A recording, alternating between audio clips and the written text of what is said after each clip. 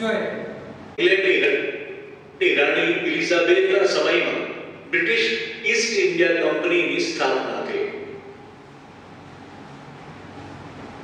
હિન્દુસ્તાન સાથે વેપાર કરી ધનવાન થવાની ઈચ્છા રાખનાર વેપારીઓની આ કંપની હતી. ઈસવીસન 1608માં પહેલું અંગ્રેજ બહાર હિન્દુસ્તાનમાં સુરત બંદરે પહોંચ્યું. હિન્દુસ્તાન પહોંચે આ પ્રથમ અંગ્રેજ બહારના કપ્તાન હોકિન્સ હતા. હોકિન્સે પણ ભારતમાં પ્રથમ વખત આગમન કર્યું હતું. ફિરંગીઓના વર્ચસ્વ અને વિરોધના કારણે તેમને વેપાર કરવાની પરવાનગી મળી નહીં.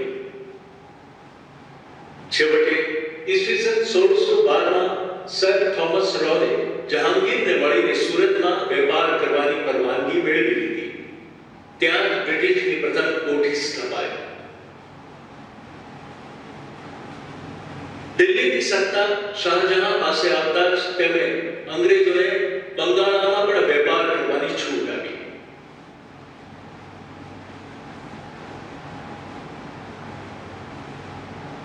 વિચારો, અંગ્રેજોએ ભારતમાં વેપાર કરવાની છૂટ મુગલ બાદશાહ પાસેથી કેવી રીતે મેળવી?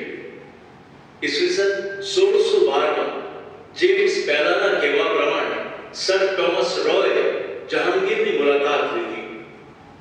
જહાંગીરની સામે વ્યાપારિક સંધિની દરખાસ્ત મૂકવામાં આવી, જેના પ્રમાણે અંગ્રેજોને સુરત વગેરે ક્ષેત્રોમાં વેપાર કરવાની છૂટ આપવા બદલ મુગલ બાદશાહને યુરોપિયન બજારમાંથી વિરલ અને ઉત્કૃષ્ટ વસ્તુઓ આપવાનો પ્રસ્તાવ હતો.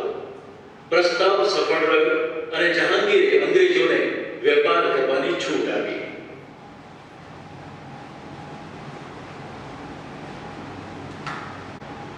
જોયું મિત્રો કે અંગ્રેજો છે એમણે ભારતમાં કેવી રીતે પગ પેસારો કર્યો. તો કે સૌપ્રથમ ઇંગ્લેન્ડમાં ઈસવીસન 1600માં અંગ્રેજ ઈસ્ટ ઇન્ડિયા કંપનીની સ્થાપના કરવામાં આવી. અને એનો મતલબ શું હતો?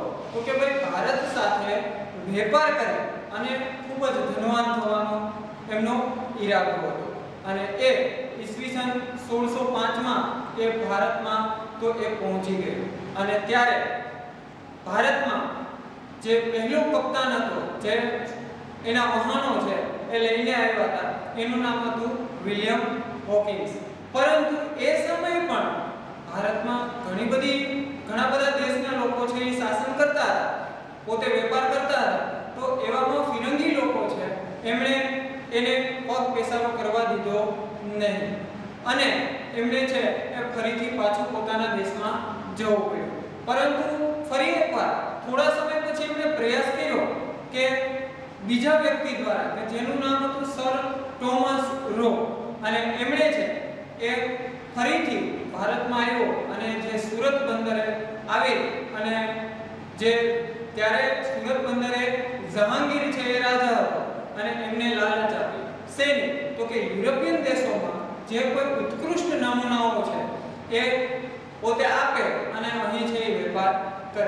તો રાજાઓ ભારતમાં એવા હતા કે જે એવી વસ્તુઓ છે, જે દેશ વિદેશની વસ્તુઓ છે, એના ઘણા બધા શોખીન હતા અને એમણે આ સંધિ છે એ સ્વીકારી અને અંગ્રેજોને ભારતમાં વેપાર કરવાની છૂટ આપી.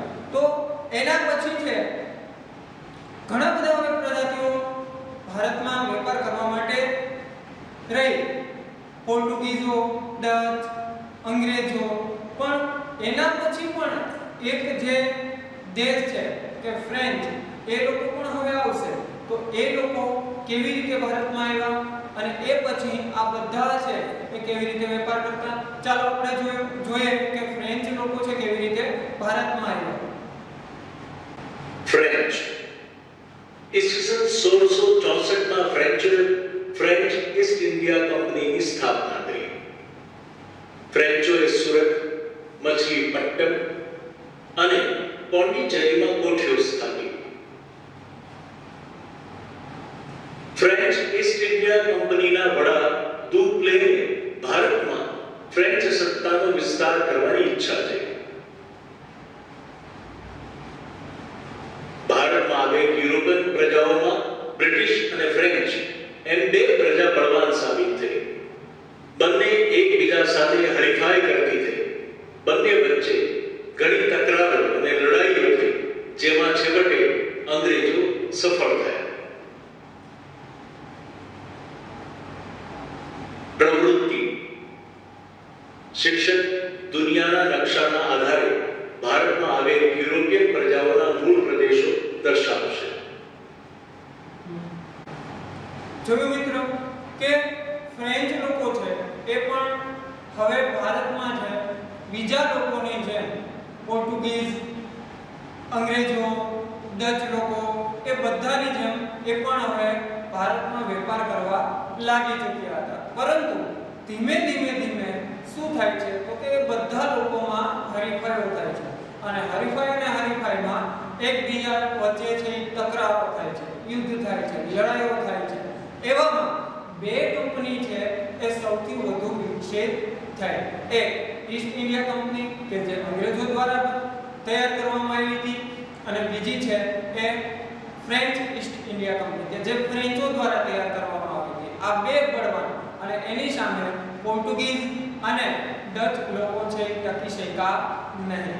આથી એમની જે સત્તા છે એનો અંત આવે છે અને ભારતમાં હવે બે સત્તાઓ અંગ્રેજો અને ફ્રેન્ચો છે એ ભારતમાં ઘણું બધું વ્યાપાર છે એ કરવા લાગ્યા. તો હવે એમનું એક જ લક્ષ્ય હતું કે ભારતના માલથી આપણે સૌથી વધુ ધનિક થવું. તો હવે એના માટે એમણે વિવિધ પ્રયાસો કર્યા. ભારતના રાજાઓને અલગ અલગ રીતોથી એને ફસાવવાના પ્રયત્નો પણ કર્યા અને ઘણા બધા રાજાઓ તો એમના કહેવામાં પણ આવી ગયા કે જેથી કરી એમને ઘણું બધું સામાન છે, ઘણો બધો માલ છે એને મળી રહે પૂરતો, અને જેટલો મળી રહે એટલો એ પોતાના દેશમાં છે લઈ જઈ શકે અને વધુ ને વધુ પૈસા કમાવી શકે. એટલા માટે હવે જે છે આ બે કંપનીઓ છે ભારતમાં આવી અને એ છે પોતે વેપાર કરવા લાગી.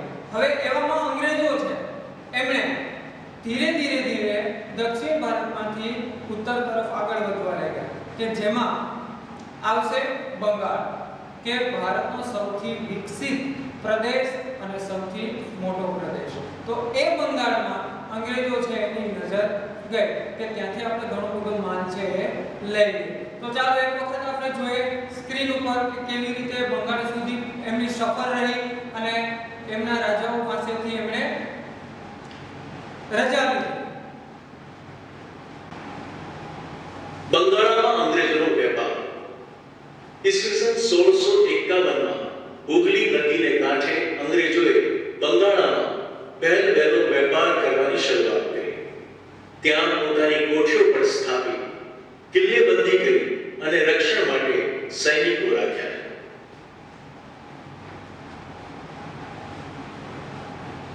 વિચાર: અંગ્રેજો વેપાર કરવા માટે કોઠી બાંધતા, કિલ્લો બાંધતા અને સૈનિકો રાખતા. આવું શા માટે? અંગ્રેજોને સ્થાનિક રહેઠાણ મળી રહે તેમજ વિદેશથી આવેલ માલનો સંગ્રહ કરવા માટે તેઓ કોઠીઓ બાંધતા. ભારતમાં તેમની સીધી હરીફાઈ ફ્રેન્ચ સાથે હતી તેમજ કેટલાક પ્રાદેશિક રાજાઓનો અંગ્રેજોના ભારતમાં વ્યાપાર કરવા પ્રત્યે વિરોધ પણ હતો. તેથી પોતાના રક્ષણ અર્થે તેઓ કિલ્લેબંધી કરતા અને સૈનિકો રાખતા. બંગાળના મુગલ બાદશાહ ઔરંગઝેબ પાસેથી કરવેરા આપ્યા વગર વેપાર કરવાની પરવાનગી મેળવી લીધી. હવે કંપની વધુને વધુ ધન કમાવાની હોડમાં લાગી ચૂકી હતી. બંગાળના કરમુક્ત વેપાર કરવાના ફરમાનમાં ફક્ત કંપનીને જ કરમુક્ત વેપાર કરવાની છૂટ હતી, પરંતુ કંપનીના અધિકારીઓ વ્યક્તિગત વેપાર કરતા અને તેમાં પણ કર આપતા નહીં, જેથી બંગાળની કરવેરાની આવક ઘટી ગઈ.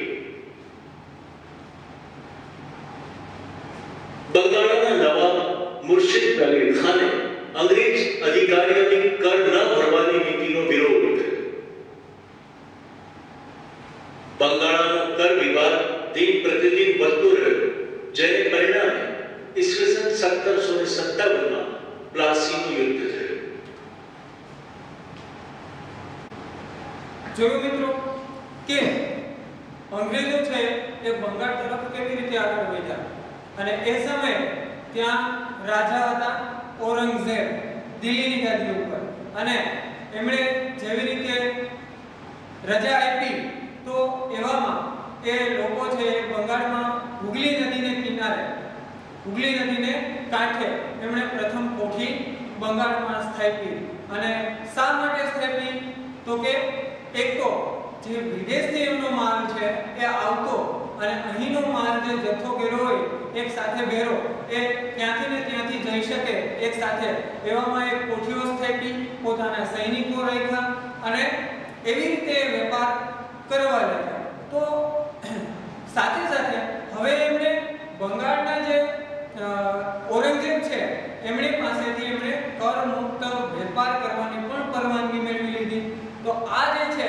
એ એક વિશેષ કહેવાય કે કર કોઈ પણ પ્રકારનો ભારતમાંથી જે વ્યાપાર છે એ લોકો લઈ જાય તો એમાં કોઈ પણ પ્રકારનો કર આપવો નહીં બંગાળમાંથી જે કોઈ વેપાર કરે તો આનામાંથી શું થયું તો કે ભાઈ બંગાળની જે આવક છે કરની જે આવક હતી રાજાને મળતી એ હવે મળતી બંધ થઈ ગઈ કર ન લેવાથી એટલા માટે જે બંગાળનો નવાબ હતો મુર્શિદ અલી ખાન એમણે આનો વિરોધ કર્યો અને દિન પ્રતિદિન આ વિરોધ છે એ અતિને અતિ ઉગ્ર બનતો ગયો અને એવામાં સૌથી પહેલી લડાઈ હવે થશે કઈ તો કે પ્લાસીની લડાઈ પ્લાસીનું યુદ્ધ અને આ લડાઈમાં શું થશે ભારત અને અંગ્રેજો દ્વારા પહેલી લડાઈ ગણાતી અને એ છે એ ઘણી બધી આપણે અસર કરશે ભારત માટે તો બંગાળ સુધી અંગ્રેજો છે એ પહોંચી ગયા